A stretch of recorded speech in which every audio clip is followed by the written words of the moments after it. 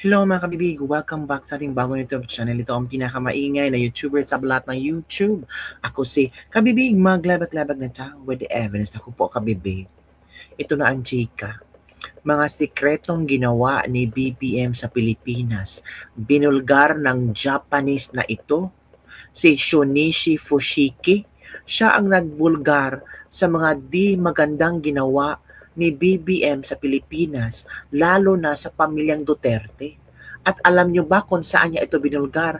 Sa United Nations. Nako, paano yan? Parang nakakahiya. 'Di ba? Buong mundo usap-usapan ang kabastusan ng mga Marcos. Hindi pa rin natuto si BBM, no? Kung ano yung ginawa ng kanyang ama, para yatang he continued. Parang immune na siya, no? Immune na siya sa, ano ba, karahasan, or immune siya sa mga ano, basta ang gusto lang niya is, kung ano yung gusto niya, achieve na achieve niya. Kahit may mga taong masagasaan. 'Di ba? Take note, may isang video nga kung saan tungkol sa salin, sinabi ni BBM ay magagawa niya ng paraan. Halaka. At alam niyo ba, talking about salin, lumobo ang salin ni BBM.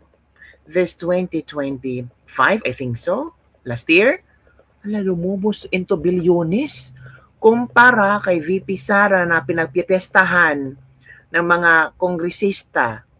Ang BBM, bilyones. May tanong ba ang mga kongresista tungkol kung saan galing yung bilyones mo, BBM? Wala sila, no? From milyones to bilyones.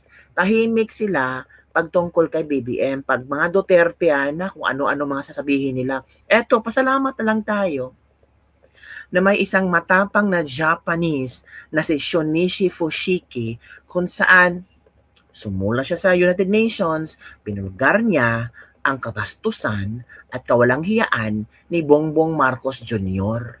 At ngayon, usap-usapan na ito sa buong mundo kung ano ang ginawa niya.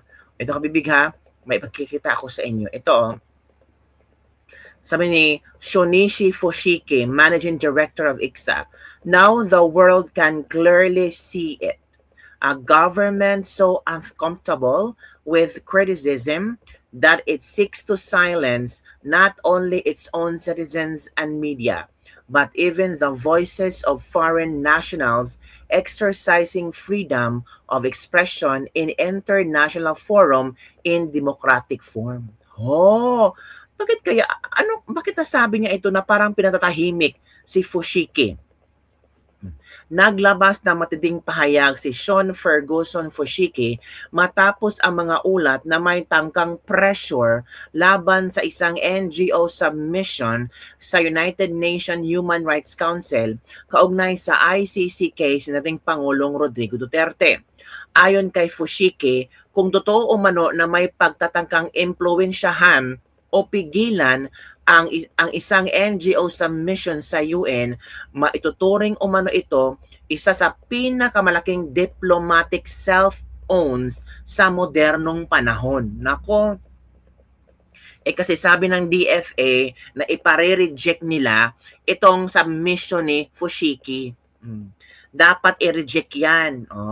Dagdag pa niya ang pagdadala umano ng domestic-style intimidation tactics sa international community ay hindi raw nagpapakita ng lakas kundi ng insecurity. Halaka. The irony is remarkable in attempting to deny accusations of political suppression. They only reinforce the very concerns being raised. Nako, yan na. Dagdag pa niya, and now the world can clearly see it. A government so uncomfortable with criticisms that it seeks to silence not only its own citizens and media, but even the voices of foreign nationals exercising freedom of expression in international forum in democratic form. So ito yung naramdaman ni Shunichi Fushiki ngayon, na kung saan kasi nga gusto ng DFA na ipa-reject na ibasura yung sulat ni Sean Ferguson Fushiki na ano daw ibasura ng United Nations, na hindi tulungan si PRRD na makalabas sa ICC, na hindi ibigay ang tulong, na humihingi lang si Fushiki ng tulong sa UN na at least for humanitarian ground ay mailabas si Pangulong Duterte sa ICC. Pero ang sabi ng DFA, ipare-reject nila, ipababasura nila ang liham ni Fushiki. Ano, grabe no? As in, so sabi ngayon ni Fushiki, kung yun ang ginagawa nyo, mas lalong nakikita yung insecurities nyo. Mas lalong pinapakita nyo sa buong mundo kung gaano kayo kagahaman. The world can now clearly see kung ano ang mga ginagawa nyong nga patahimikin ang mga media, ang mga maliliit na boses na sumisigaw ng katarungan sa Pilipinas. Mas lalo kayong pag-usapan. Paano yan kapipi? Parang nagbubomerang ang ginawa na DFA. Kasi itong si Fushiki, palaban din ito parang wala itong kinatatakugan kasi Japanese to Oo. Siya tumutulong sa gobyerno sa mga Pilipino. 'Di ba? Nakakahiya. Naku po, kasi ito ang ginawa ni Fushiki. Ito ang ginawa niya. Para sa yung ibang netizen na hindi alam kung ano ba ang nag-trigger ng DFA at gobyerno ni BBM na ipa-reject yung ginawa ni Fushiki, ito pala yung kabibig. Explosive allegations now filed at the United Nations. Naku, receive May 19. Naku, ito official UN filing levels explosive corruption allegations against Marcos administration. Yan na. A 4-page written statement officially archived as document AHRC 62NGO31 has been formally submitted and pre-circulated to the UN Human Rights Council ahead of its upcoming 62nd session in Geneva on June 15 to July 10. So, mas nauna na itong naipamahagi. Naku, nag-circulate na pala to. Hindi pa ito pinag-uusapan kasi ang 62nd session in Geneva sa June 15 to July 10. Pero itong istorya na to ay pinag-uusapan na. The document was filed by the International Career Support Association, ICSA, an organization holding special consultative status with the UN Economic and Social Council, ECOSOC.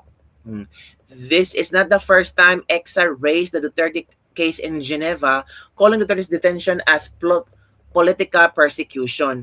Now, the group is escalating. The document drops explosive allegation into a permanent archives of global diplomacy. Naku po, pag-uusapan talaga to. Ito political motivation and domestic warfare. Yan. Sunod, allegation of institutional corruption. Halaka. Impeachment bribes, plunder of public funds, liquidation of gold reserves. Nako, isinulat to ni Fushiki. Violation of international law and the room statute. Nako po, kasama ang ICC. Paano yan ICC, Principle of complementarity. Sunod, right to interim release. The forced removal of the 30 bypassed domestic judicial review and denied him the right to apply for interim release. Yan na, ICC, managot kayo sa UN. Presumption of innocence and arbitrary detention. Naku po. Political neutrality. Yan na. Challenging the war on drugs statistics. Yan na.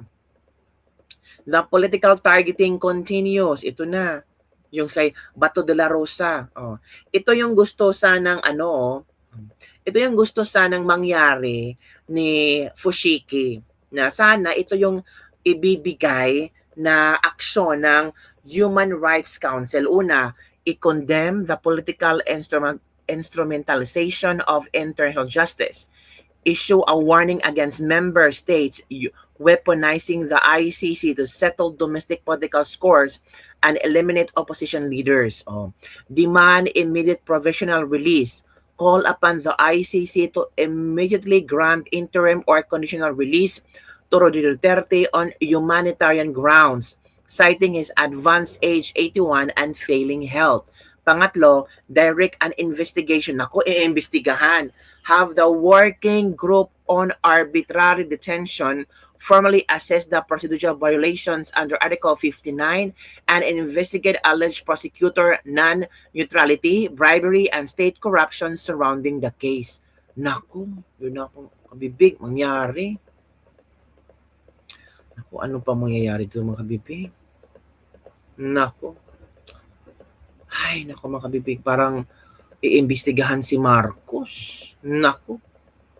Ito ang the verdict, a megaphone, not a gavel. The submission will not open the gates of the Hague, but it has done something the ICC cannot undo. It has internationalized the political narrative. The road to 2028 is no longer being fought only in Malacanang corridors or Senate chambers. It is being fought in Geneva. Halaka. The question is no longer whether this is justice or politics. The question is which side controls the story and on how many continents. Is this a diplomatic masterstroke by Duterte allies or a coordinated attack on Philippine institutional credibility? Or is this a manifestation of international humanitarian justice for Duterte? Justice or political warfare? Yan na mga kabibig. Ito ang comment ng mga netizen. Important distinction. This is not UN resolution. This is not a UN ruling, and this does not mean the United Nations have validated the allegation. What happens at the NGO with ECOSOC consultative status formally submitted a written statement of the UN human rights, placing this allegation into an international diplomatic forum, an archival record tied to the 62nd UNHRA session. The real significance here is geopolitical and narrative based. Duterte Marcos conflict is no longer confined to Philippine politics alone. It is now being projected onto the international stage, involving the UN, ICC, foreign diplomats, global media, and international human rights institutions. Whether one sees this as humanitarian justice, political warfare, or strategic propaganda depends entirely on perspective. But one thing is undeniable. The battle for 2028 narrative has already gone global. Naku, yan na. Paano yan, kabibig? Alam naman namin corrupt si BBM pero agabi sobrang gahaman alatan ang pamilyang Duterte. Sabi ni Edwin Guillermo. Sabi si Edwin Guillermo. Call, pagmata call. Ala, naku, paano yan? Parang di pa totoo. Hope is true po. Pero nag-research ako, wala naman lumabas sa internet about dito. Sabi ni Arnel Wong. Di mo matanggap sa Google, try mo po. Oh, yan, nakita na. O nga po, bakit po minalabas yan sa SOC? May shouldn't have the confidential bodies. Oh. Check mo FB ni Sean Fujiki, siya mismo ang nag-file. Oh, napula. So, yun kabibig. Ano ang iyong reaction hinggil dito na parang worldwide na to ang awayang Marcos at Duterte na nakarating na sa United Nations. Pero ang mga Duterte, very cool lang. BP Sara, chill lang sila. Pero yung mga kontra ng BP Sara, iba ang atake. Sabi nga ni Senator Amy Marcos, there's a possibility daw na kung ma-acquaint si BP Sara sa impeachment, ay pipigilan nila si BP Sara na hindi makatakbo sa 2028. Like for example, CONAS, Constitutional Assembly. Sa Constitutional Assembly, ang gagawin nila, term extension sa President, Senador, at Congressman. Yung sa local na lang ang mag-i-eleksyon.